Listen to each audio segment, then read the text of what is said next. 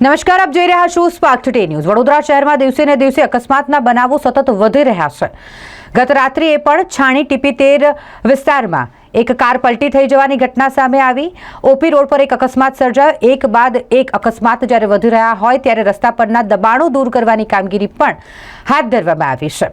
ટ્રાફિકને અડચણરૂપ તમામ દબાણો દૂર કરવામાં આવી રહ્યા છે। વડોદરા મહાનગરપાલિકાના મ્યુનિસિપલ કમિશનર દિલીપ રાણાના સૂચના અનુસાર દબાણ હટાવવાની કામગીરી ચાલી રહી છે અને તે જ અંતર્ગત દબાણ શાખાની ટીમ પહોંચી ગઈ હતી નિઝામપુરા અને છાણી વિસ્તારમાં, અને જ્યાં ટ્રાફિકને અડચણરૂપ તમામ દબાણો દૂર કરવામાં આવ્યા છે। ફતેગંજ પોલીસ સ્ટેશનના પીઆઈ ગઢવી સાહેબ અને પોલીસ સ્ટેશનનો સ્ટાફની ઉપસ્થિતિમાં આ દબાણ દૂર કરવામાં આવ્યા। સાથે જ દબાણ શાખાના ઇન્સ્પેક્ટર દેવુભા ગોહિલ પણ ખાસ હાજર રહ્યા હતા। તમામની ઉપસ્થિતિમાં દબાણો દૂર કરવામાં આવ્યા છે। વધુ માહિતી દબાણ શાખાના ઇન્સ્પેક્ટર દેવુભા ગોહિલે આપી છે।